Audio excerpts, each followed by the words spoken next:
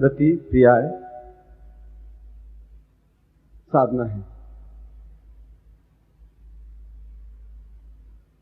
और ये हमारा सौभाग्य है कि हम इस साधना में भाग ले रहे हैं। सौभाग्य इस दृष्टि से कि साधना में भाग लेना ही अपने आप में सौभाग्य है। भाग्य तो हर एक के पास में है जो रोटी कमा के खाता है।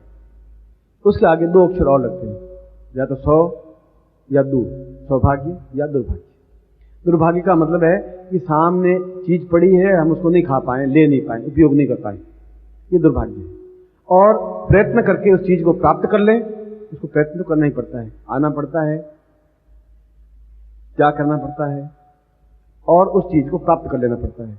मगर वो चीज दोबारा बाजार में नहीं मिल सकती तुम्हें। तुम जाओ कि मोती बाजार में या कोई महल में जाके या लाल किले में या चांदनी चौक में वो सामान मिल जाए, या वो प्रयोग मिल जाए, या वो साधना मिल जाए, वो नहीं मिल सकती और कोई पंडित भी नहीं दे सकता। नहीं तो कैसे अपनी जेब में डाल के जाना, कैसा अनंत गति साधना, कृपया आप हमें बताइए, मैं समझना चाहता हूं। और समझा दे तो मुझे बुला देना, मैं नाई से अपने बाल कटवा दूंगा, आपका शिष्य बन जाऊंगा। इससे ज्यादा मैं आपको क्या आश्वासन दे सकता हूं? आप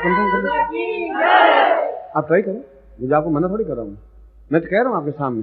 हाँ, यहां से कोई कैसे सीखा वो रट करके बोल दे 2 महीने बाद उसको तो मैं, क्योंकि यहाँ दिल्ली में तो मतलब इतनी सुंदर नकल करते हैं कि जिसकी कोई लिमिट नहीं है।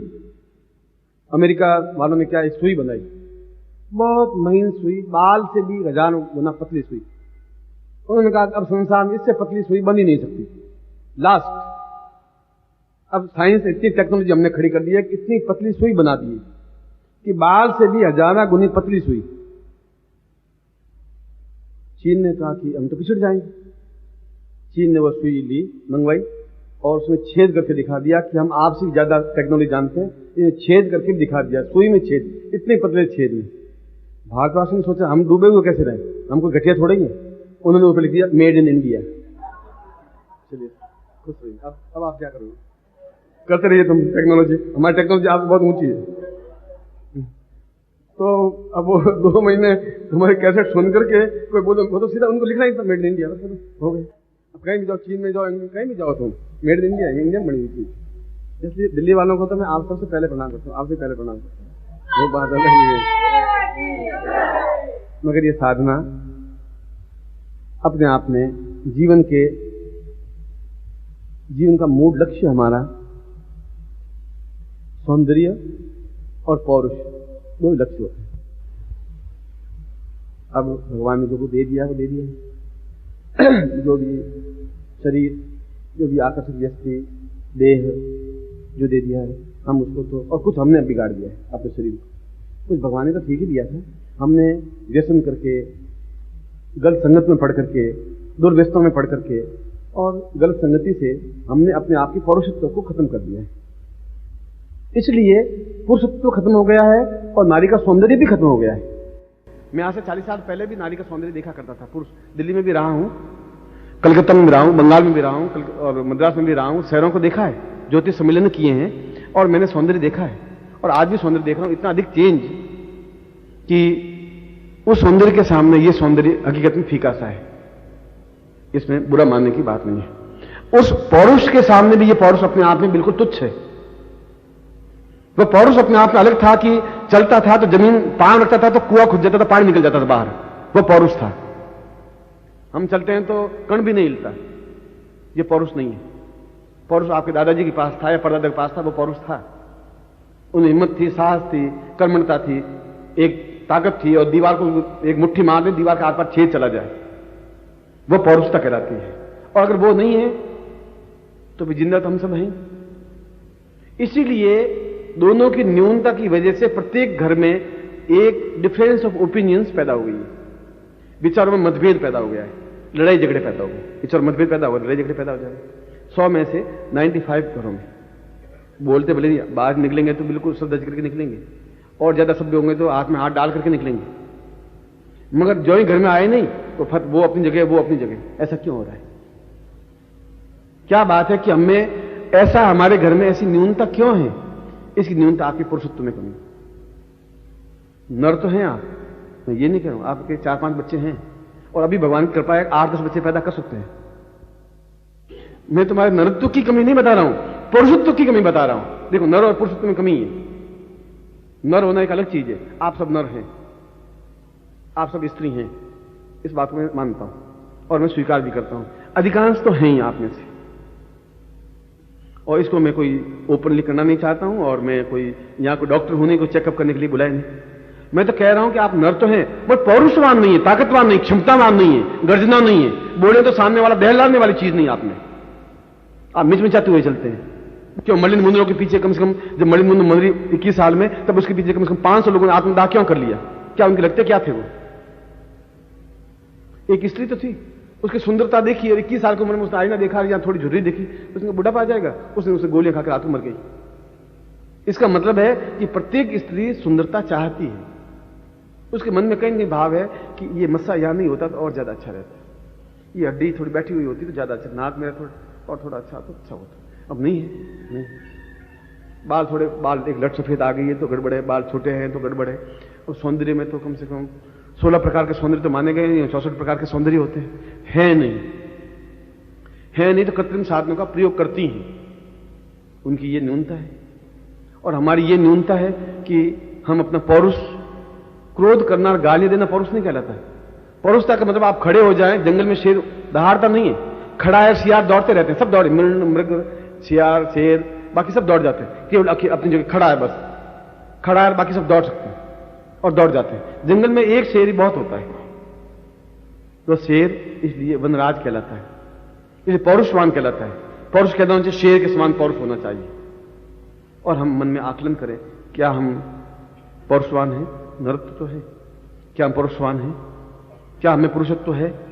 क्या हम दूसरे को आकर्षण से खींच सकते हैं? क्या हम किसी को वशीकरण कर सकते हैं अपने देह यष्टि से? क्या हमें चौड़ी छाती है? क्या बलिष्ठ कंधे हैं? क्या ताकत क्षमता है? और इन सब के उत्तर आपको न मिलेंगे, हाँ में नहीं मिलेंगे। इसलिए कि शुरू से आपको अपने आप को आप दबोचते गए, आप अपने आप को दबोचते गए। आपने 2 बच्चे पैदा करके समझिएगा हम बहुत पौरुषवान हो गए, आपने उसको पुरुषवान मान लिया। पौरुषवान तो उसकी सुगंध तो एक अलग होती है। पुरुष की सुगंध से तो पेड़ पौधे भी हिलने जुलने लग जाते हैं, फूल खिलने लग जाते हैं। और शास्त्रों ने गलत नहीं कहा है, व्रत ने कहा है कि पुरुषत्व देहम भवतम सदैव पूर्णोत्वदाम पूर्णमदेव तुल्यम। उसके समान तुल्य तो देवता भी नहीं हो सकते। उसको देखने के लिए हजारों एक झलक पाने के लिए तत्पर रहते हैं, उसको पौरुष कहते हैं। और क्षण क्षण यन्नवताम उपेति तदैव रूपम रमणीयतायम। रमणी उसको कहते हैं जो एक एक क्षण में परिवर्तित होती रहे।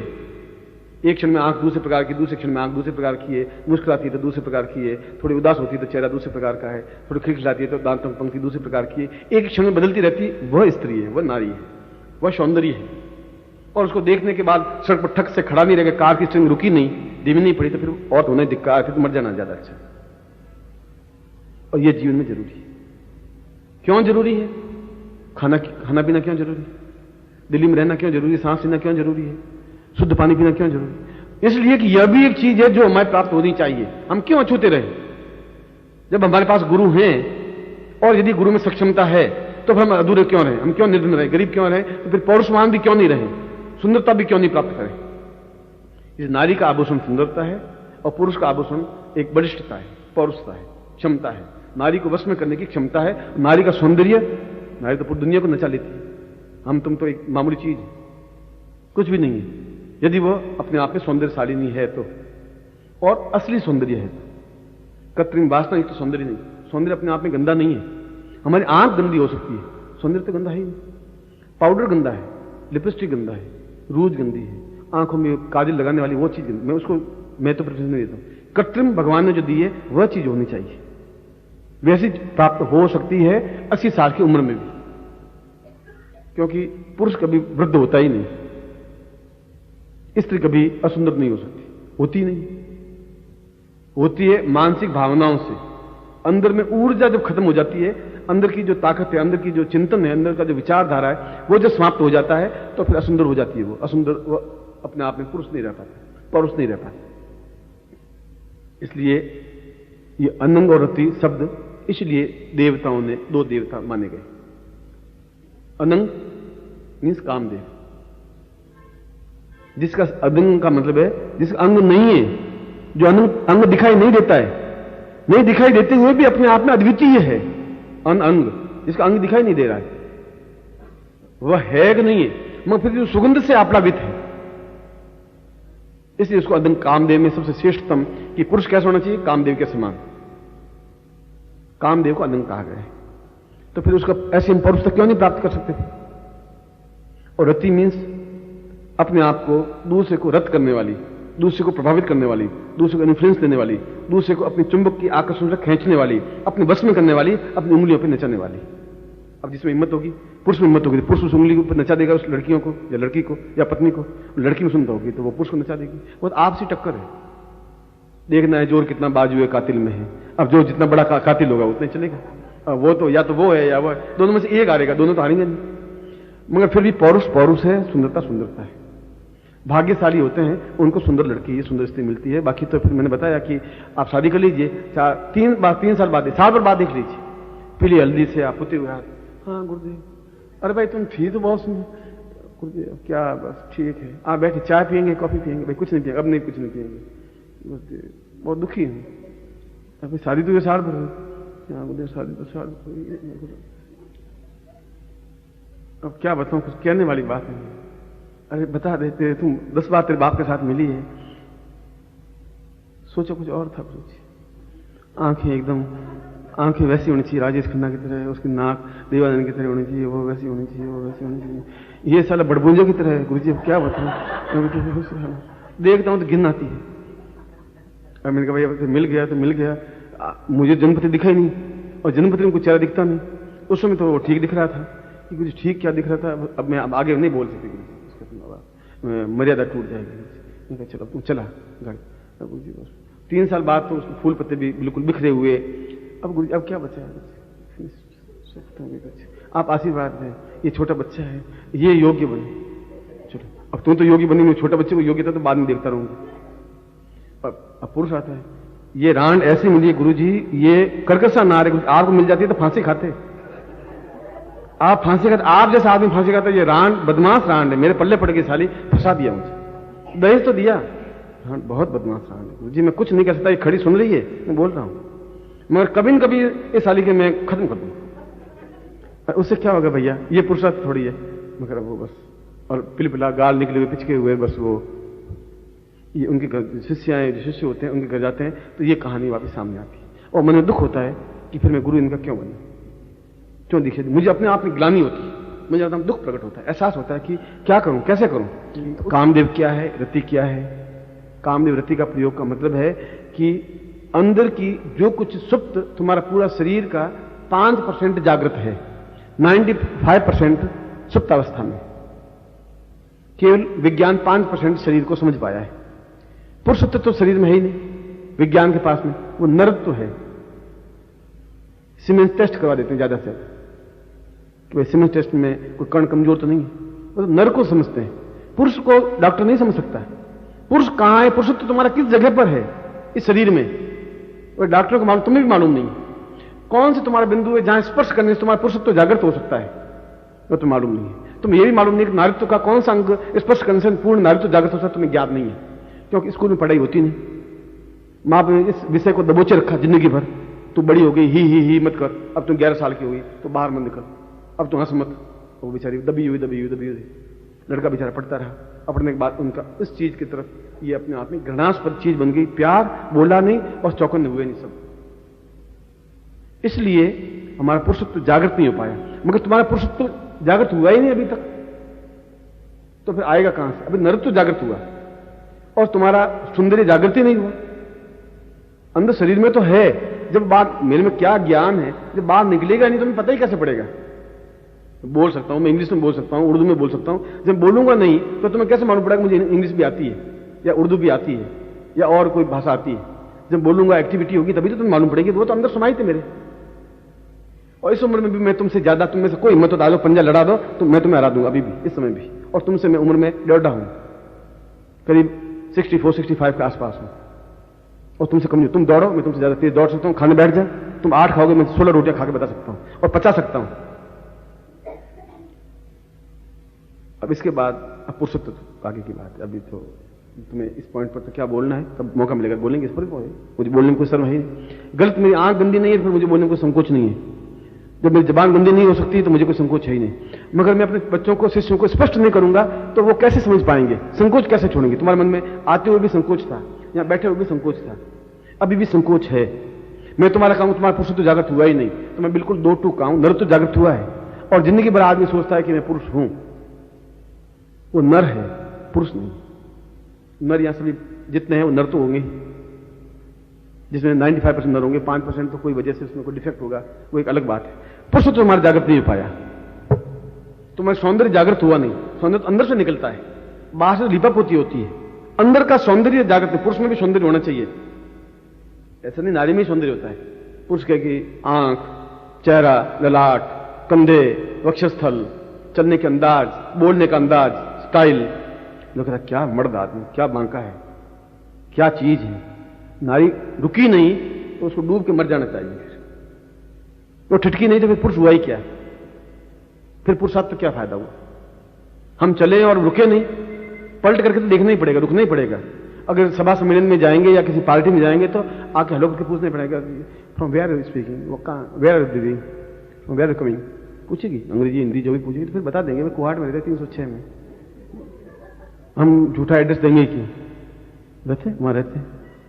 Any problem? No no, I want to speak and I want to ask you, don't worry, you come, I meet you. उसमें मेरी आंख कोई गंदी नहीं है, पूछेगी तो मैं जवाब दूंगा। मगर ये उसकी रह नहीं पाई, 3 बार के बाद चौथी बार पति खड़ा ही होगा, फिर पूछा ही पूछा, पति के साथ लाके पूछा। मैं अपनी तारीफ नहीं करूं, मैं जनरल बात करूं, ऐसी पुरुषत्व तुम्हें होना ही चाहिए। उसको आनंद आएगा, वो जिंदगी के लुत्फ होगा, जिंदगी का चार्म होगा। इसलिए तुम 40 साल के हो, 45 साल के हो, 60 साल के हो, आदमी वृद्ध नहीं होता और नारी असुंदर होती ही नहीं है। जागृत नहीं हुई वो बात अलग है। वह जागृतावस्था में कैसा हो सकता है, वो प्रयोग में आपके अंदर से जागृत करूंगा। बाहर से मैं आपको लिपस्टिक का अभी पाउडर नहीं दिया, चावल दिए सिर्फ और अक्षत दिए। पाउडर, क्रीम और लिपस्टिक रख देता, कितना खर्चा आता, 500 1000 खर्चा आता, दे देता।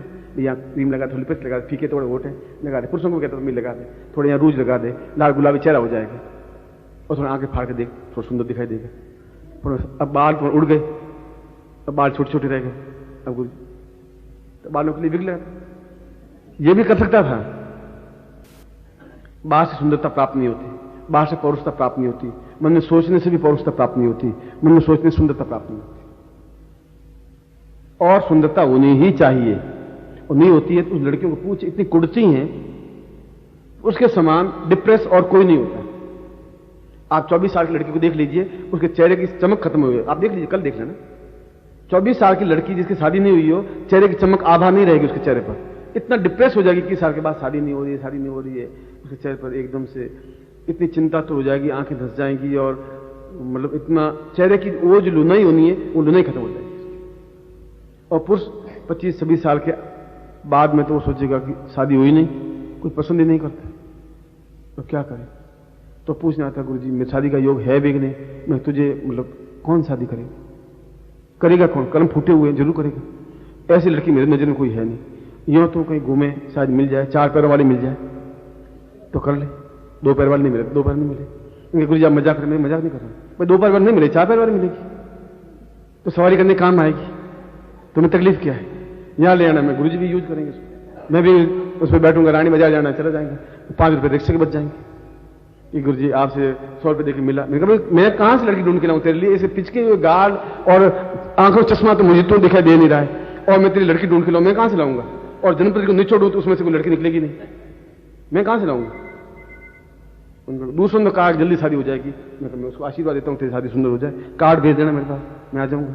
घोड़े पर तो सुंदर दिखाई देगा ही देगा। दुख होता है, अफसोस होता है। इसीलिए आपको बुलाने के पीछे ये समझाना था आपको कि हमारी एक भी देवता के चेहरे पर मुझे झुर्री दिखा दीजिए। इतने कैलेंडर टंगे हुए हैं, लाल सुर्ख टमाटर हैं, चाहे विष्णु हो, चाहे ब्रह्मा हो, चाहे भगवान शिव हो, चाहे इंद्र हो, चाहे वरुण हो, चाहे यम हो, चाहे कुबेर हो, चाहे कोई भी हो, किसी के चेहरे पर आप झुर्री दिखा दीजिए तो मुझे बता दीजिए। एकदम लाल सुर्ख चेहरा है और आंखें सुंदर हैं और ललाट है और बाल एकदम, और एक भी देवी, चाहे पार्वती हो, चाहे जगदम्बा हो, चाहे और कोई देवी हो, किसी देवी के असुंदर मुझे दिखा दीजिए। एक भी करंट लग दीजिए ये सब असुंदर है और ये देवी जगदम्बा है, या ये पार्वती है, या ये ब्रह्माणी है, या ये दूसरी कोई देवी, मुझे बता दीजिए। एक भी देवी असुंदर नहीं तुम्हारे, एक भी देवता, तुम कहां से असुंदर, तुम कहां से अपरुष बन गए? मुझे ये आश्चर्य हो रहा है। उन्हीं की संतान तुम, ऐसा गड़बड़ कहां से शुरू हो गई? संतान तो उन्हीं देवताओं की है, उन ऋषियों की है। वशिष्ठ का चेहरा देखता हूं लाल टमाटर है, विश्वामित्र को देखता हूं, गर्ग को देखता हूं, अत्रि को देखता हूं, कणाद को देखता हूं, तो फिर उसी गोत्र में उत्पन्न होकर हम कमजोर क्यों हैं? हम कमजोर इसलिए हैं कि तुम्हारे पास गुरु मिला नहीं। तुम्हें मिले तो केवल पंडित मिले, पुरोहित मिले, गुरु नहीं मिले। और गुरु भी मिले मथुरा में, वृंदावन में मिले, तो सदगुरु देव नहीं मिले। गुरु मिले, गुरु तो भगवान कपड़े हुए, तो मैं दिल्ली में कम से कम 500 मंदिर है, गुरु मिल जाएंगे, सदगुरु देव नहीं मिल पाएंगे। सदगुरु देव का मतलब है जहां स्वार्थ नहीं हो और दो टूक उनको साफ कहे, संकोच नहीं करे और करके दिखा दे। आज अपना फोटो खिंचवा देना, 4 महीने बाद वापस फोटो मिला देना, मैं जिंदा यहां बैठा जिंदा हूं 306 में, तो मिला देना, तब मैं बता दूंगा, देख ले चेहरे में इतना डिफरेंस है, तो तुम्हें खुद को यकीन आ जाएगा मंत्रों में ताकत है। और नहीं होगा तो फिर मैं गुरु पर छोड़ दूंगा। इसे जिद्दा और तुम्हें विश्वास क्या दिला सकता हूं? उस जिद्दा प्रमाण की जरूरत क्या है? फोटो कल खिंचवा देना, 4 महीने बाद फोटो वापस खिंचवा देना। भावना जागृत की जा सकती है, की जाती है। आप आए हैं सर्दी में, मैं ड्यूटी है कि मैं आपको उतना प्रयोग करवाऊं। शर्त यह है कि मैं कहूं उस ढंग से मंत्र जाप करेंगे।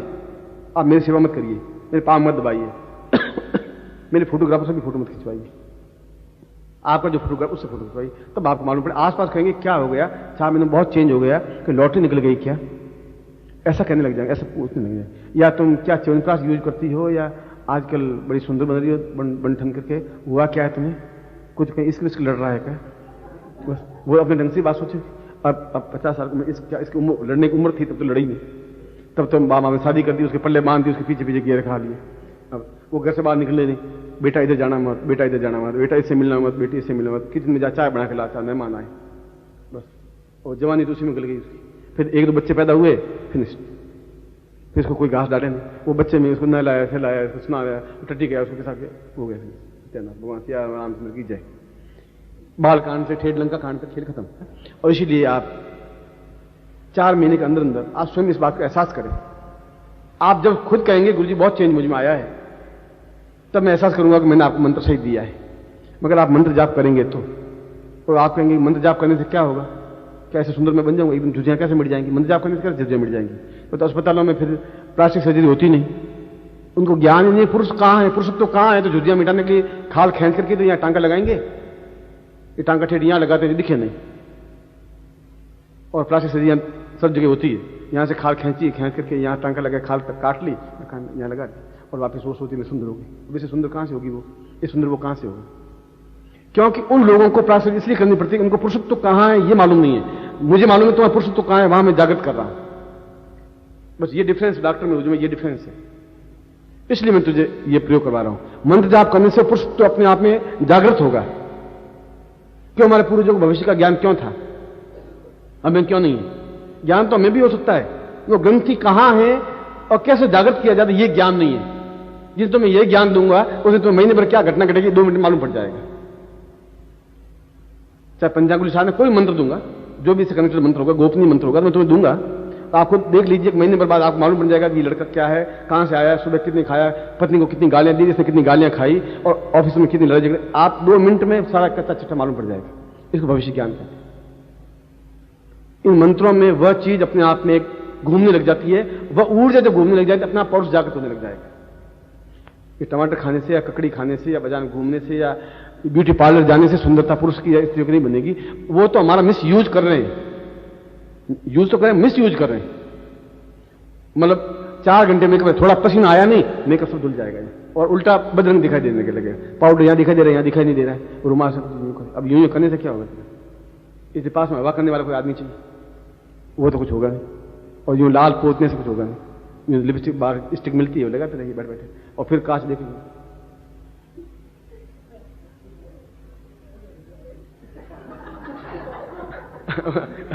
उससे क्या होगा?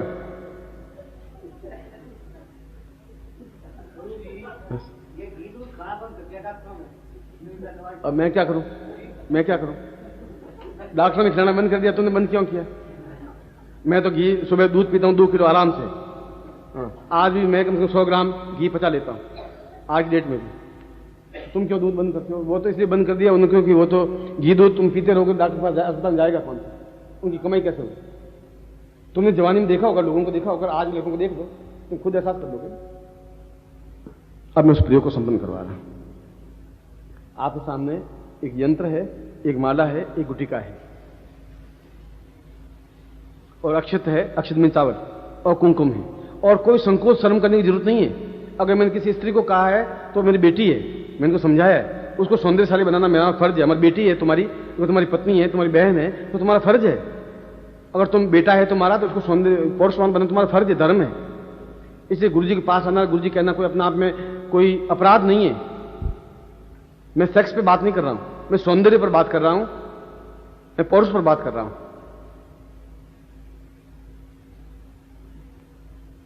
और जो मंत्र दूंगा, किस ढंग से मंत्र जाप करना है और किस प्रकार से हम 100 साल तक भी अपने आप में सिंह की तरह गर्जना कर सकें, शेर की तरह रह सकें, बलिष्ठ रह सकें, ताकतवान रह सकें, क्षमतावान रह सकें, और कितनी विपत्ति आए तो घबराए नहीं, विचलित नहीं है। शेर के ऊपर चारों तरफ शिकारी आ जाते हैं तो घबराता नहीं है, फिर भी शिकारी के ऊपर फलांग करके निकल जाता है। इसलिए शेर कहा जाता है। इधर हु करके खड़े हो जाते हैं। जो ही अब से गुड़की पिलाई, बेटा सिडान। हाँ सर। लेट क्यों आए? सर साइकिल पंचर हो गई थी।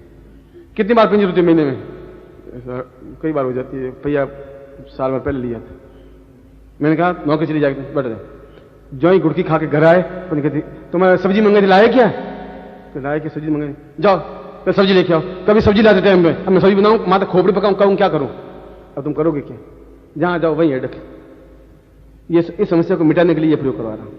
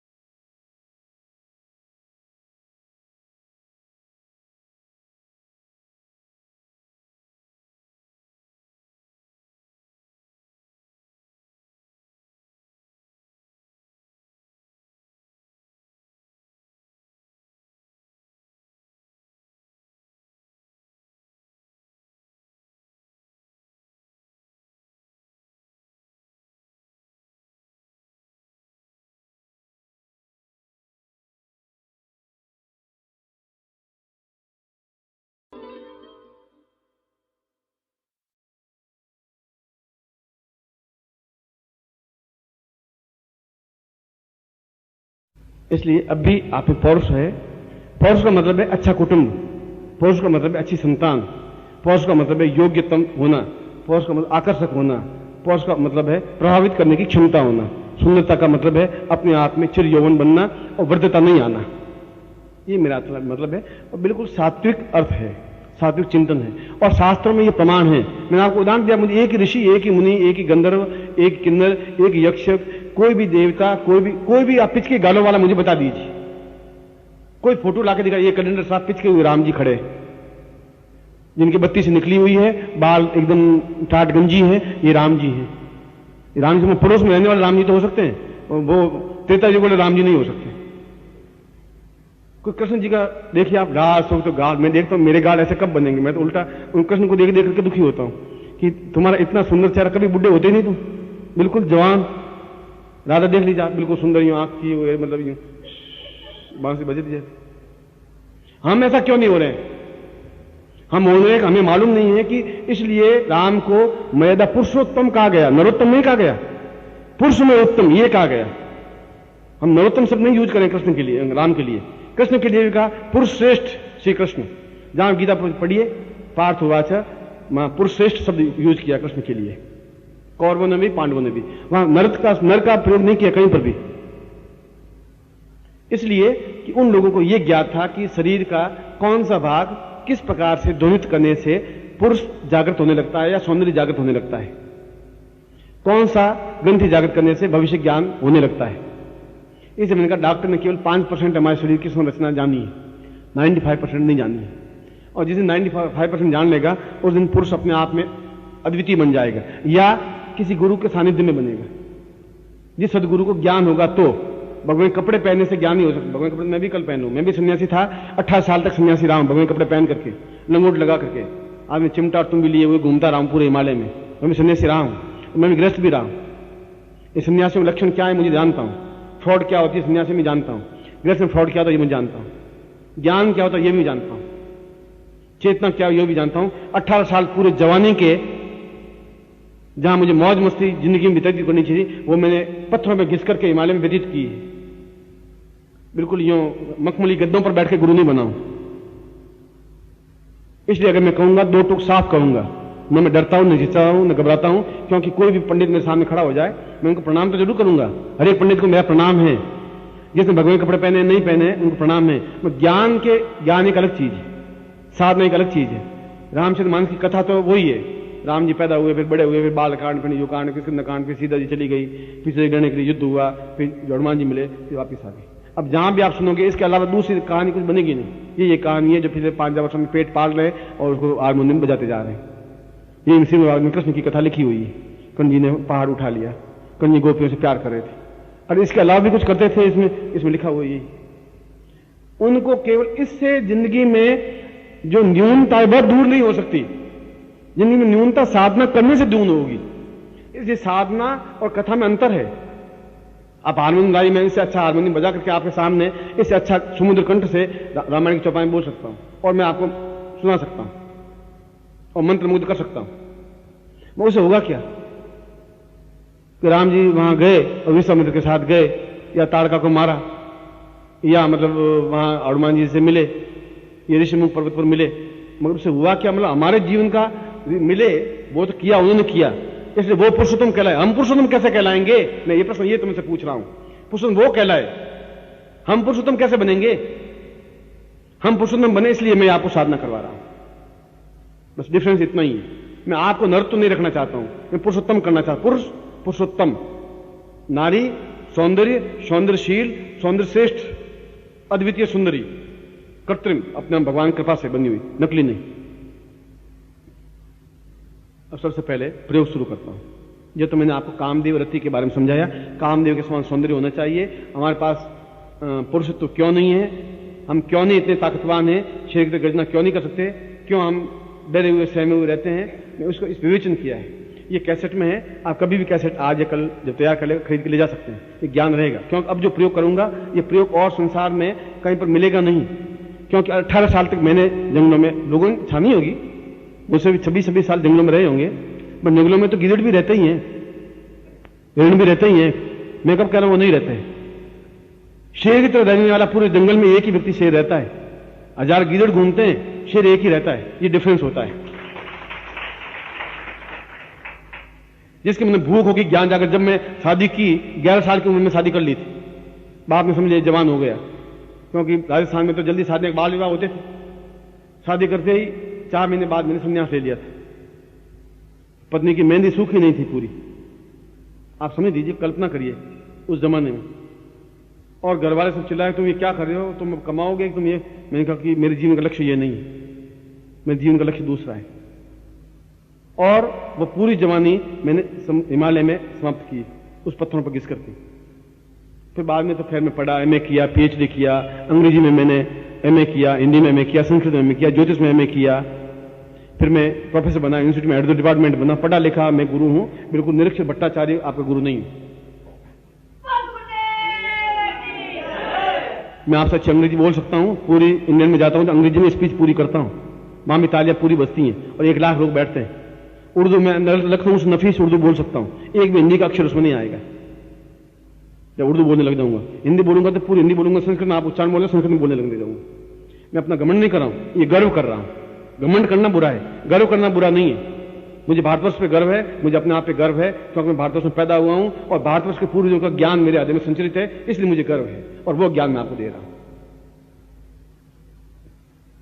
सबसे पहले हम सीधे बैठें और भगवान गणपति को स्मरण करें। सबसे शुभ कार्य से पहले गणपति को स्मरण करते हैं। सुमुखस्य दंतश्च कपिलो वज्रकर्णकः लंबोदरस्य विक्टो विघ्ननाशो विनायकः धूम्रकेतुगुणाधिक्षो भालचन्द्रगुजान्न द्वादशैतान्नामानीय फलेक्षुणादपि विद्यारम्भे वाहे च प्रवेशे निर्मे तथा संग्रामे संकटे चैव विघ्नस्तस्य न जायते।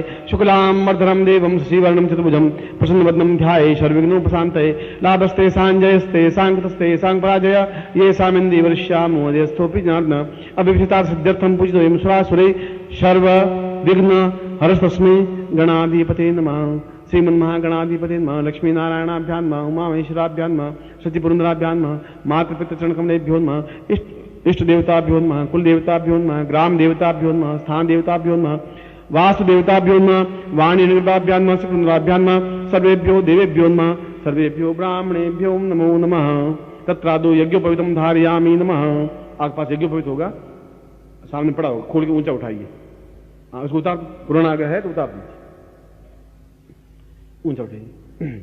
बल बुद्धि साहस तेजस्ता प्राप्ता निमित्तम यज्ञोपवीतमिति परमेश्वर श्री लिंगोक्त देवता विधान नियोग यज्ञोपवीतम परमं पवित्रम प्रजापतिरिया सहजम पुरुषात् आयुष मुगुण प्रतिमुंज सुब्रह्म यज्ञोपवीतम बलम केनोपनहियामि। इसको डबल करके गले में पहन लीजिए। दोनों तरीके से पहन सकते, जैसे पहले पहना हो तो वैसे ही पहन सकते हो, डबल करके गले में पहन सकते हो, दोनों तरीका है।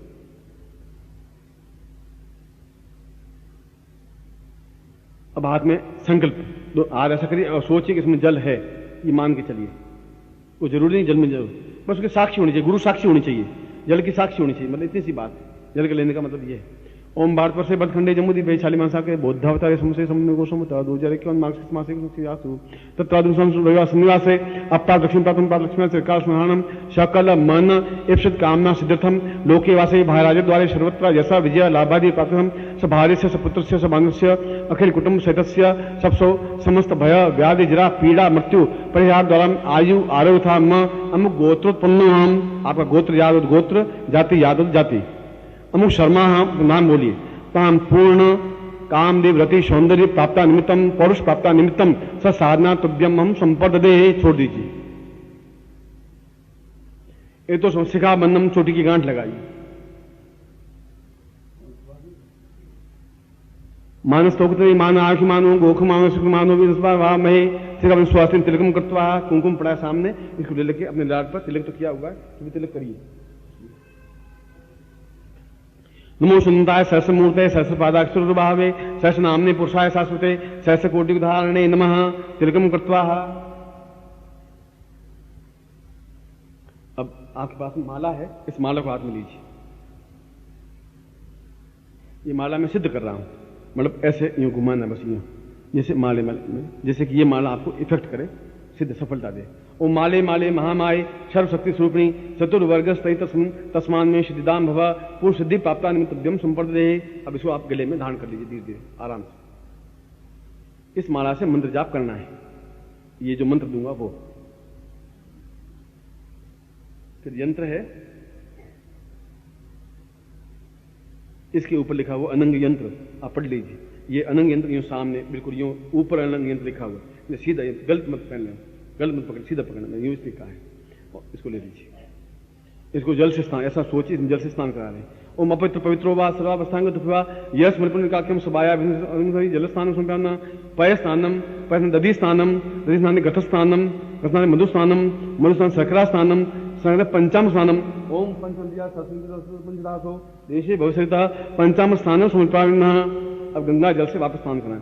ओम गंगे च यमुने चैव गोदावरी सरस्वती नर्मदे सिंधु कावेरी जलेस्मिन् सन्निधि कुरु ब्रह्मांडोद तीर्थानि कृष्णदे तीन सत्यन्मिदे तीर्थम देहि दिवाकर प्रच्छयामि। इसको पहुंच दीजिए। तिलकम कृत्वा, कुमकुम पड़ा है, बिल्कुल मध्य में बिंदी लगाइए। तिम कामदेवाय नमः स्थापयामि नमः। अब जहां अनंग लिखा ऊपर, ऊपर की ओर दूसरी बिंदी लगानी है कुमकुम लेकर के। पूर्ण सौंदर्याय कामदेवाय नमः। अब लेफ्ट हैंड में उधर उस साइड में उस किनारे पर बिंदी लगानी कुमकुम की। पूर्ण यौवन प्राप्ताय सौंदर्याय नमः।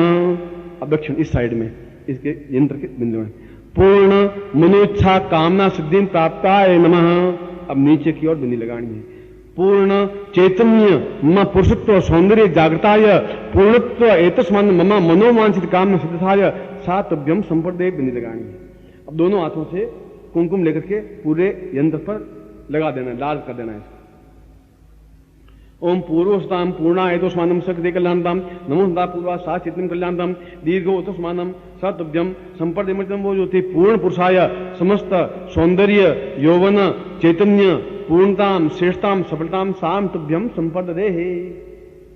अब इसके ऊपर से कुमकुम लेकर के फिर ललाट पे तिलक कर देना। इसके ऊपर से कुमकुम लेकर के ललाट पे।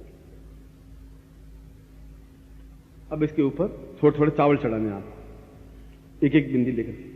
ओम अक्षिण नमी प्रियादो अस्तो कथ भानवो विप्राण यामती साम पूर्णत्व पुरुषा निमित्तम सचित्नम परिपूर्णम कर्णाश्रेषा तुभ्यम संपर्दे है। ये चावल हाथ में ले लीजिए, अपने ऊपर छिड़क दीजिए। वे कामदेव या रति आपके शरीर में स्थापित कर रहा हूं, इसलिए इस यंत्र को इस प्रकार से पकड़ लीजिए। दाहिना राइट हैंड, ये आपका राइट हैंड है। और मैं जहां जहां इसको लगाऊं वहां जैसे पूरे शरीर में कामदेव स्थापित हो जाए, पूरे शरीर में रति स्थापित हो जाए, यानी सौंदर्य और पौरुष दोनों स्थापित हो जाए। इसलिए ओम पूर्ण मस्तिष्कम सा पूर्ण आयतो स्वानम सा पूरे काम तो व्यम संप्रदाय तत्रा दो बाएं हाथ तुम्हारा, मैं दाहिने हाथ से कह रहा हूं। तो लाट सा पूर्ण आयतो स्वानम लाट सौंदर्य सा तभ्यम संप्रदाय नासिकायाम सा घ्राण शक्ति पूर्ण तभ्यम संप्रदाय तथा दो मुखे सा पूर्ण भाग देवी साम सौंदर्य साम तभ्यम संप्रदाय ग्रीवायाम मंशनी ताम पुरुषम ग्रीवम शंख पंच वक्त्र ताम पूर्ण तभ्यम संप्रदाय वक्षस्थलो साम पूर्ण श्रीय सात्विको सा पूर्ण वक्षस्थम सा तभ्यम संप्रदाय तथा दो कुछ स्थाप्यम तथा दो हृदय जहां खड्डा है हृदय पर हृदय साम पूर्णत्व हृदय श्री साम कामदेव स्थाप्यामी नमः उदरे साम पूर्ण सौंदर्य स्थाप्यामि नाभौ सा नाभिमन नाभि नाभौ सा पूर्ण पुत्र पुत्रम आवन स्थाप्याम पूर्ण सौंदर्य स्थाप्यामि जंगे ताम पुरुषम लिंगाभ्याम पूर्ण सौंदर्य स्थाप्यामि न पदभ्यो साम पादम तंगाम ताम पुरुषम बाहुभ्यो बलमिंद्रियो मस्तोमि क्रम बीजम आत्मक्षित्रम पूर्वम पृष्ठीन पीठ पर आग्राम पूर्वशातभ्यम से समस्त शरीरे ताम एतोस्मान सा कृतिम कल्याणताम दीर्घो सातभ्यम संपर्दे है। इसको साम दोनों हाथों में ले लीजिए और ये गुटिका इसके ऊपर रख दीजिए, यंत्र के ऊपर। ये गुटिका आपके पास में होगी, गुटिका को यंत्र और दोनों हाथों में यंत्र को लेना है।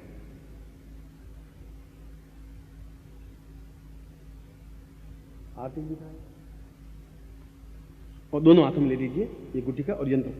अब आप मेरी आंखों में देखोगे और मैं आपको शक्तिपात कर रहा हूं। यह शक्तिपात का मतलब है कि मैं अपने जो तपस्या का अंश मेरे शरीर में है वो तपस्या का अंश आपके शरीर में डाल रहा हूं, प्रवाहित कर रहा हूं। वो तपस्या का अंश जो पौरुषत्व कहता है, जो सौंदर्य कहलाता है। क्या बात है, कोई बोला? शक्तिपात आप मेरी आंखों में ताकेंगे, ये हाथ में रहेगा और बिल्कुल मेरी आंखों में पलक झपकेगी नहीं। इस बात को ध्यान रखें कि पलक नहीं झपकना है। पलक झपकने के बाद में शक्तिपात समाप्त हो गया, यूं समझ लीजिए। इसलिए आंख बिल्कुल चाहे फाड़ दें भले, आंख बिल्कुल खुली रखनी पड़ेगी, ये ध्यान रखें। और ये हाथ में रहेगा यंत्र, क्योंकि शक्तिपात मूल महत्वपूर्ण बिंदु है। और ये गुटिका गुड़क रही हो तो इसके ऊपर अंगूठा रख दीजिए, इसलिए गुड़के नहीं, मतलब चेहरा बिल्कुल सीधा हो, सामने हो। अब मंत्र बोल रहा हूं, आप मेरी तरफ देखेंगे, मैं आपकी तरफ और आपकी तरफ भी देखूंगा, क्योंकि महत्वपूर्ण शक्तिपात है।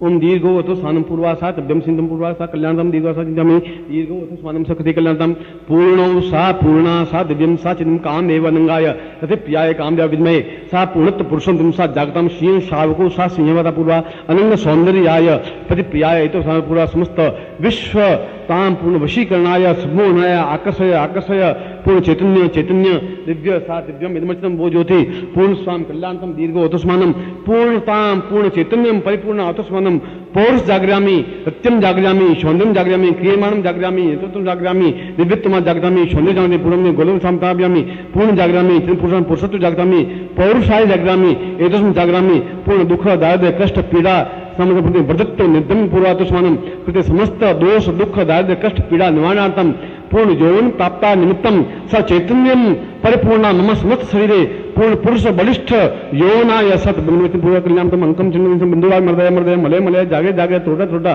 दीप्तम दीप्तम मंत्रम सा पूर्वायतो सोनम प्रियम कल्याण कल्याणम सर्वजोति पूर्वम अंकम चिन्हतम बिंदुवाय मर्दय मर्दय अलमता पूर्वायतो सोनम जय जहां पूर्वा समिति पूर्वासम क्रीम क्रीम कल्याणम दीर्घौ सा चिंत्यम विचिंत्यम क्रियमाणाय स क्रिय कल्याणतम दीर्घौ सा तुभ्यम इदमित्यम बोले तुभ्यम संपर्ददे हे। इस यंत्र को दोनों आंखों से लाट से लगा के सामने नीचे रख दीजिए। मंत्र बोल रहा हूं, आप मेरे सामने इस मंत्र का, पहले मैं मंत्र को समझाऊंगा, पहले आपको बोलना नहीं कि मंत्र में जैसे ओम, सुनिए, ओम म है, ओम, ओम ग भी बोलते हैं, ओम म की ध्वनि आएगी, ओम। फिर आगे है रींग ग, इसमें ग की ध्वनि है। बस ये दो ही चीजें आपको समझ रखिए, ओम रींग ग। ओम में म की ध्वनि आएगी, यहाँ ग की ध्वनि आएगी, ठीक है, समझ में आ गई, ओम रींग, ठीक है। फिर अनंग रति प्रियायई, यह के ऊपर दो मात्राएं, प्रियायई फट, ये मंत्र है। इसमें मूल बिंदु रींग बीज है, ये अपने आप में महत्वपूर्ण है। रींग WREENG, वो रिंग, क्लियर। अब मैं मंत्र दे रहा हूं, अब आप मेरे साथ उच्चारण करें। ओम रींग अनंग रति प्रियायई फट।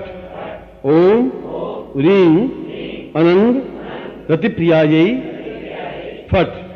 ओम रींग अनंग रति प्रियायई फट। इसी माला से, तो आपको माला दी है, इस माला से या कोई नवीन माला से, ये माला तो आपके शरीर में 24 घंटे पहने रहनी चाहिए, जिसकी आपके पौरुषत्व को जागृत होती रहे, नारी को भी पुरुष को भी। और स्फटिक माला से अगर आप मंत्र जाप करें तो ज्यादा अच्छा रहे। यदि कोई वजह से आप स्फटिक माला नहीं खरीद पाए तो मैं उसके लिए आप बाध्य नहीं कर रहा हूं कि इस माला से मंत्र जाप करें, इस माला को वापस पहन लें, पर आपकी माला दूसरा कोई नहीं पहनेगा, इस बात को ध्यान रखिए। रात को सोते समय खोल के रख सकते हैं, तो फिर स्नान करके वापस पहन सकते हैं, ये इस बात को ध्यान रखना है। और इसमें रोज 5 माला इसकी मंत्र जाप करना चाहिए आपको। आपने गुरु दीक्षा ली होगी, फिर भी मैं गुरु मंत्र आपको दे देता हूं।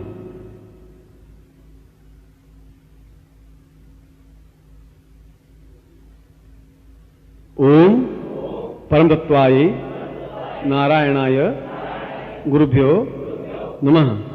ओम परम तत्वाय नारायणाय गुरुभ्यो नमः। ओम परम तत्वाय नारायणाय गुरुभ्यो नमः।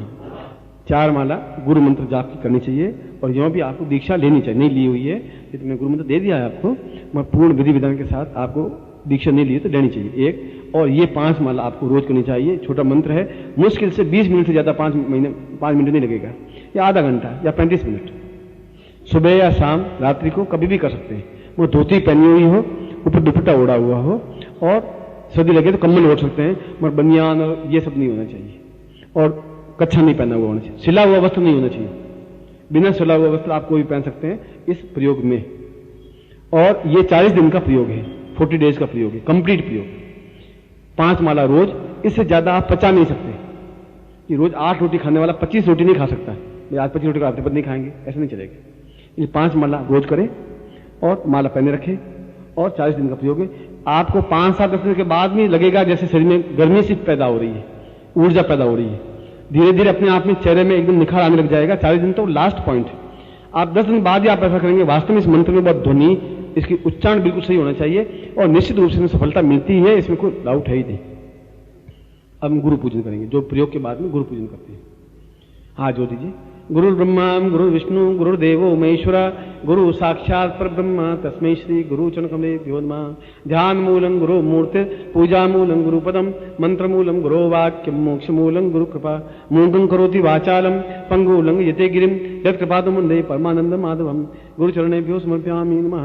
गुरु जलस्नानं समर्पयामि न, पयस्नानं समर्पयामि न, दधिस्नानं समर्पयामि न, घटस्नानं समर्पयामि न, मधुस्नानं समर्पयामि न, सकरास्नानं समर्पयामि न, पंचामृतस्नानं समर्पयामि न, ओम गंगास्नानं शुद्धेस्नानं समर्पयामि न, तत्रादौ तिलकं कृत्वा गुरु तिलकं कृत्वा अक्षतां समर्पयामि न, पुष्पं समर्पयामि न, पुष्पहारं समर्पयामि न, रत्नं समर्पयामि न, तत्रादौ धूपं समर्पयामि न, धूपान्ते दीपं समर्पयामि न, दीपान्ते नैवेद्यं समर्पयामि न, नैवेद्यान्ते प्रदक्षिणां समर्पयामि न, प्रदक्षिणान्ते प्रार्थयेतः।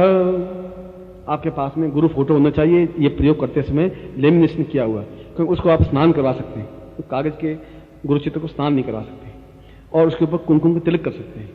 वो आपके साथ में रहने से सिद्धिदायक होगा ही। त्वमेव माता च पिता त्वमेव, त्वमेव बन्धुश्च सखा त्वमेव, त्वमेव विद्या द्रविणं त्वमेव, त्वमेव सर्वं तीसरी बार और त्वमेव माता च पिता त्वमेव बंधुश्च सखा त्वमेव।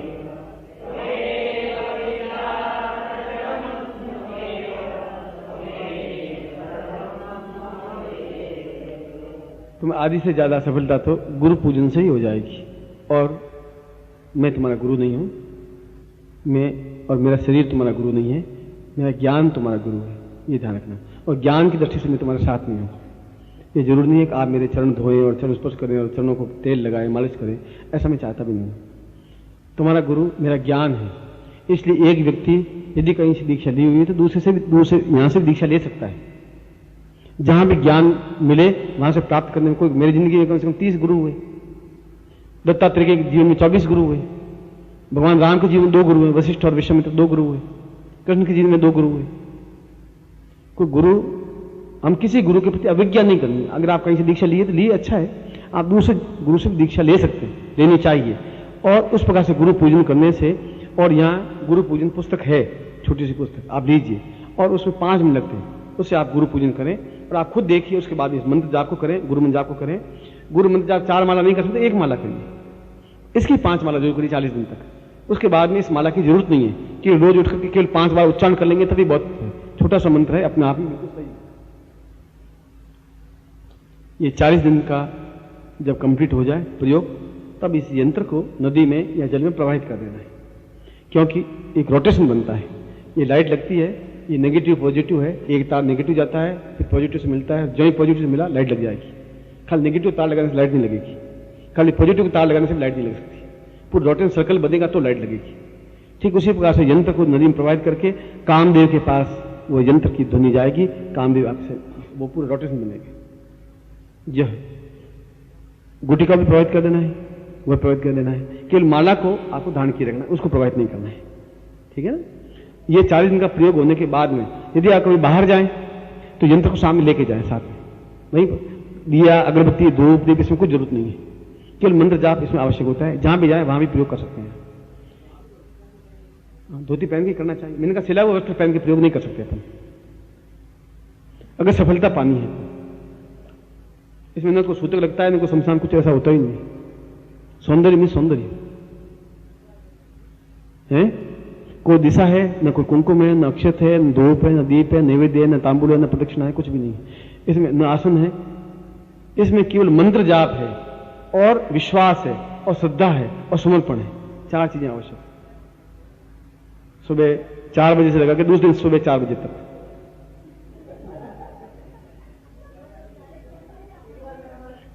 देखिए